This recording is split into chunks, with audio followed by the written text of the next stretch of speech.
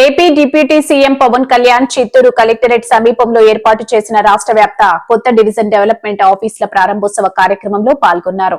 ఆయన చిత్తూరు నుంచి వర్చువల్ విధానం ద్వారా రాష్ట్రంలోని వివిధ జిల్లాలో 77 డీడీఓ కార్యాలయాలను ప్రారంభించి శిలాఫలకం ఆవిష్కరించారు.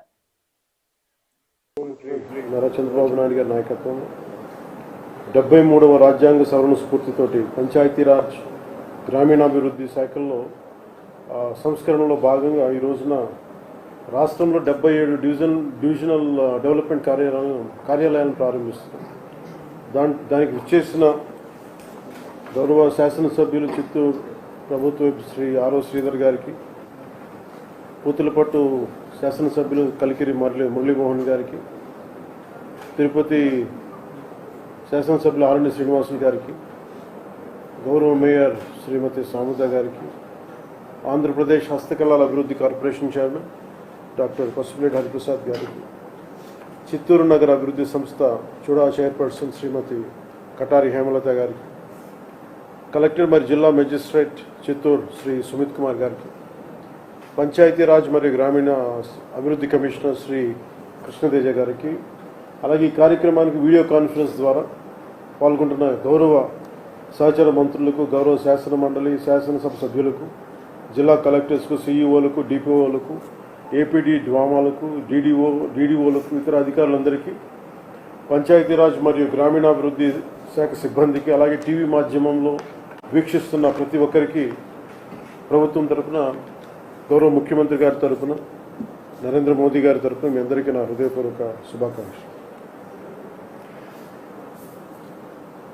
నేను ఈ పంచాయతీరాజ్ శాఖ చేపట్టిన తర్వాత it's instrumental back bone of the entire state administration. 70% మనది గ్రామాలతో ఉన్న రాష్ట్రం మనది. అందుకే దీనికి మేము ఎంత బెస్ట్ చేయగలం, ఎంత బాగా చేయగలం దాని మీదే మనసు ఉండింది. సో దాంట్లో భాగంగా చాలా సంస్కరణలు కానీ, గతంలో ఏం జరిగినాయి, గత 15-20 సంవత్సరాలకు ఏం జరిగినాయి, అలాగే ప్రత్యేకించి లాస్ట్ 5 ఇయర్స్లో ఏం జరిగినాయి అనేది నేను రాగానే దాన్ని చాలా ఈ రివ్యూ మీటింగ్స్లో మాట్లాడటం జరిగింది. దాంట్లో భాగంగా ప్రత్యేకించి ఇలాంటి ఒక అడ్మినిస్ట్రేటివ్ బిల్డింగ్ కావాలి. దాదాపు 10 నుంచి 12 సేవలు విభిన్నమైన ఆఫీసుల్లో ఉంటాయి. దీనికి ఏదైనా చేయాలి, దీనికి అన్నింటినీ కలిపి ఒక అంబ్రెల్లా కింద పట్టుకు రావాలనేది ఫస్ట్ మంత్లో వచ్చింది నా దృష్టికి. ఆ రోజు నుంచి పేషీ అధికారులందరితో కూర్చొని మాట్లాడి, ప్రిన్సిపల్ సెక్రటరీ గారితో మాట్లాడి, కమిషనర్ గారితో మాట్లాడి ప్రతిసారి దాన్ని చాలాసార్లు రివ్యూ చేస్తూ ఇక్కడ దాకా పట్టుకొచ్చాం. సో దీంట్లో భాగంగా ఈ 77 ఈ ఆఫీసెస్ ప్రారంభించడం నిజంగా చాలా ఆనందంగా అనిపించింది. ఈ ప్రతి పంచాయతీ ఈ కార్యాలయాల నుంచి చాలా సేవలు అందిస్తారు. ప్రతి సేవ మన పౌర సేవలు విస్తృతంగా ప్రజలకు చేరువేందుకు ఈ మార్పు దోహదపడుతుంది. ప్రతి పంచాయతీ స్వతంత్రంగా వ్యవహరిస్తూ ప్రజల అవసరాలను తీరుస్తూ స్థానిక సంస్థల దగ్గర సాధ్యం కాని పనులకు మాత్రమే ప్రభుత్వాలపై ఆధారపడేలా బలోపేతం చేయాలనే ఈ సంస్కరణలు తీసుకురావడం జరిగింది. ఈరోజు మనం ప్రారంభించిన డివిజనల్ డెవలప్మెంట్ ఆఫీసుల ద్వారా క్షేత్రస్థాయిలో ప్రభుత్వ అభివృద్ధి సంక్షేమ కార్యక్రమాలను సమీకృతం చేస్తూ నిరంతరంగా రెగ్యులర్ పర్యవేక్షించడం కూడా చాలా తేలికగా సులభం అవుతుంది. కింద స్థాయిలో జరిగే అభివృద్ధిని ఎప్పటికప్పుడు తెలుసుకునే వీలుంటుంది. అలాగే ప్రభుత్వం ఆదేశాలను వెంటనే క్షేత్రస్థాయిలో అమలు చేసేందుకు, ఫలితాలు సాధించేందుకు ఈ కార్యాలయాలు చాలా ఉపయోగపడతాయి. అలాగే నేను ప్రత్యేకించి దృష్టికి వచ్చిందంటే ప్రమోషన్స్ గురించి నా దృష్టికి వచ్చింది. ఒకటి, పంచాయతీరాజ్ గ్రామీణాభివృద్ధి శాఖలో పనిచేసే అధికారుల పదోన్నతులకు ప్రమోషన్స్కి సంబంధించి చాలా సమస్యలు ఉన్నాయి. ఇదివరకు వీడియోగా పబ్లిక్ సర్వీస్ కమిషన్ ద్వారా నియమితులైన వాళ్ళు వీడియోగానే రిటైర్ అయిన సందర్భాలు చాలా కోకొల్లలుగా ఉన్నాయి. అలాగే గ్రూప్ 1 ద్వారా ఎంపీడీఓగా నియమితులై వారు 22 ఏళ్ల వరకైనా కానీ వచ్చిన ప్రమోషన్ ఇవ్వడం లేకుండా ఉండేది.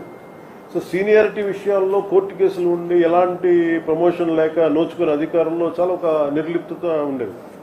దీన్ని పోగొట్టుకోవడానికి అనేక పరిపాలనా సంస్కరణలు పట్టుకొచ్చాం. తద్వారా మనం ఈ నిర్ణయం తీసుకోవడం దాదాపు 10,000 మందికి ప్రమోషన్స్ ఇవ్వడం జరిగింది.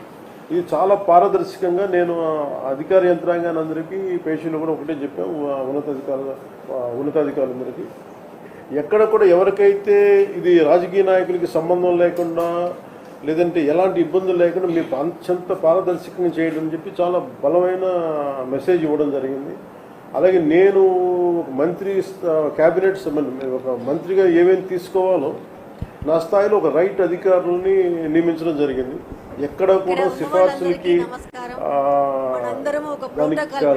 ప్రెషర్కి లోను కాకుండా ఓన్లీ అడ్మినిస్ట్రేటివ్ అవుట్పుట్ని దృష్టిలో పెట్టుకొని ప్రతి ఒక్కరిని దృష్టిలో పెట్టుకొని ఈ ప్రమోషన్స్ని ముందుకు తీసుకెళ్ళాం. సో ఈ క్రమంలోనే ఇంకొక అదర్ రిఫార్మ్స్ ఏంటంటే స్థానిక సంస్థల పాలనలో చాలా సంస్కరణలు పట్టుకొచ్చాం. అందులో భాగంగా తీసుకొస్తున్నాం. అందులో భాగంగా పంచాయతీరాజ్ గ్రామీణాభివృద్ధి శాఖల పాలనా వ్యవహారాలను కూడా సంస్కరించాం. ఉదాహరణకు ఉద్యోగుల సర్వీస్ మ్యాటర్స్ని చాలా ఫాస్ట్ ట్రాక్లో చేసాం, వేగవంతం చేసాం.